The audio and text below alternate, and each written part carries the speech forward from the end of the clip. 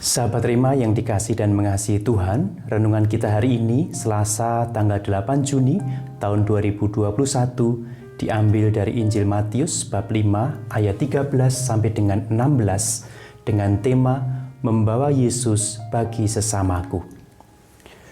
Saudara-saudariku yang dikasih dan mengasihi Tuhan, dalam ayat 13 Injil hari ini dikatakan, "Kamu adalah garam dunia." Sangat menarik untuk memperhatikan apa yang dikatakan oleh Yesus bahwa kita adalah garam dunia. Yesus tidak berkata, kita seperti garam dunia. Hal ini sungguh berbeda bila kita bandingkan dengan perumpamaan-perumpamaan yang pernah Yesus lakukan pada perikop-perikop yang lainnya. Misalnya, perumpamaan tentang penabur dikatakan demikian, beginilah hal kerajaan Allah itu, seumpama orang yang menaburkan benih di tanah. Atau perumpamaan tentang gadis bodoh dan gadis bijaksana dikatakan, hal kerajaan surga seumpama 10 gadis. Atau perumpamaan lain tentang gandum di antara ilalang dikatakan, hal kerajaan surga itu seumpama orang yang menaburkan benih yang baik di ladangnya. Atau yang lainnya misalnya perumpamaan tentang ragi. Hal kerajaan surga itu seumpama ragi yang diambil seorang perempuan. Sahabat Rema yang dikasihi dan mengasihi Tuhan, kamu adalah garam dunia. Tentu saja berbeda dengan istilah kamu seumpama atau seperti garam dunia. Keduanya sangat berbeda. Misalnya, saya adalah orang Katolik. Jauh berbeda dengan saya seperti orang Katolik. Kalimat pertama memberi hubungan esensial antara subjek dan predikat. Sedangkan kalimat kedua hanya hubungan kesamaan yang sementara. Yesus sangat paham tentang hal ini. Yesus melihat bahwa menjadi garam dunia adalah bagian yang sangat penting dan menentukan dari identitas dan misi dari kita semua para muridnya. Kita tidak bisa menjadi garam dunia hanya pada hari-hari tertentu saja. Misalnya, saya menjadi garam dunia pada hari kerja saja, Senin sampai Jumat, dan berubah menjadi dalam tanda kutip gula dalam akhir pekan.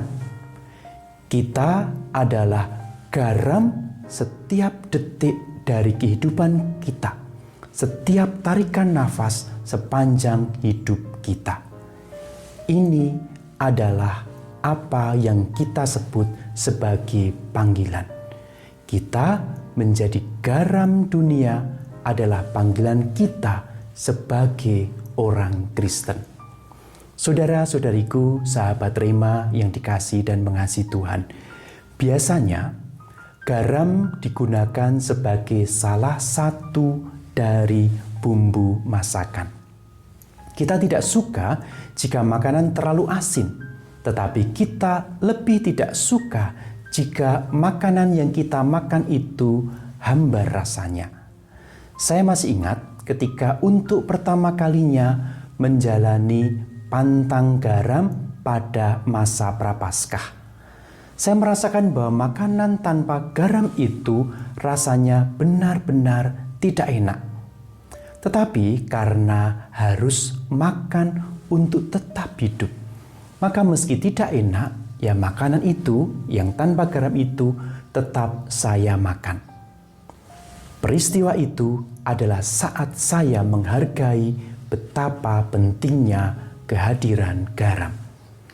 Menjadi garam, kita harus membuat perbedaan di dunia dengan perbuatan-perbuatan baik kita. Namun tidak terlalu asin sehingga kita hanya menarik perhatian untuk diri kita sendiri. Sekali lagi, kita berbuat baik sepanjang waktu, tidak hanya ketika orang lain melihat kita, tidak hanya ketika kita merasa baik dan termotivasi, tidak hanya ketika kita mengharapkan imbalan sesuatu dari orang lain. Seorang ibu tentu tidak akan berbuat baik kepada anak-anaknya hanya pada hari Senin sampai Jumat saja. Atau seorang ayah tentu tidak hanya akan mencintai dan membiayai anak-anaknya yang berpotensi sukses saja dan kemudian menelantarkan yang lainnya. Tentu tidak. Kita berbuat baik, kita memberi kesaksian hidup sebagai orang Kristen sepanjang waktu dan dimanapun kita berada. Saudara-saudariku, sahabat Rema yang dikasihi dan mengasihi Tuhan, kita lalu bertanya, mengapa dalam Injil hari ini Tuhan Yesus menunjuk kita sebagai garam?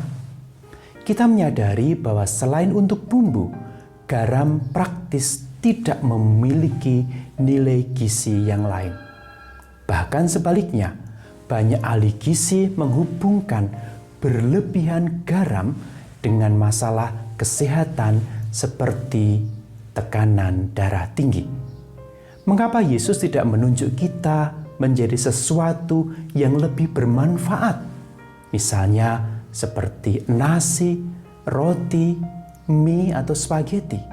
Misalnya, kamu adalah nasi dunia, ya, atau kamu adalah roti dunia, atau kamu adalah mie dunia. Mengapa Yesus tidak menunjuk seperti itu? Jawabannya sebenarnya sederhana.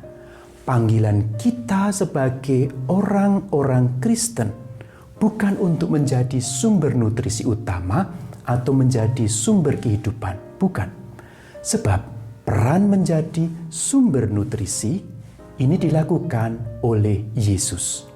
Maka tidak salah jika dalam Injil Yohanes Tuhan Yesus menyatakan bahwa dirinya adalah roti kehidupan, roti hidup. Yohanes bab 6 ayat 35.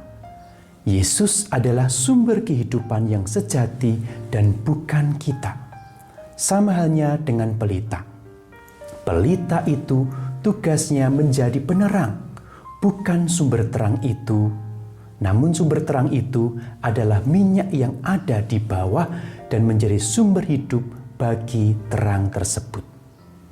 Saudara-saudariku terkasih, sahabat Rema yang dikasih dan mengasihi Tuhan. Seperti garam dan terang, bukan kita yang memberikan hidup, tetapi panggilan kita adalah untuk membawa Yesus kepada orang lain sehingga mereka dapat memiliki hidup.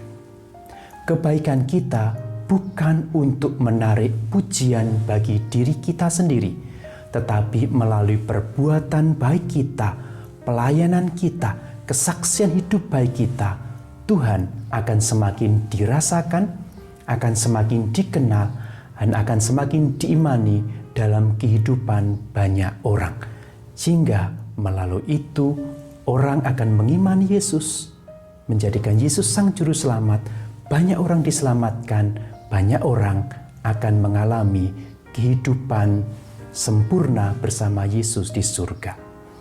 Semoga Allah memberkati seluruh keluarga kita dalam nama Bapa dan Putera dan Roh Kudus. Amin. Keluarga kudus, doakanlah kami.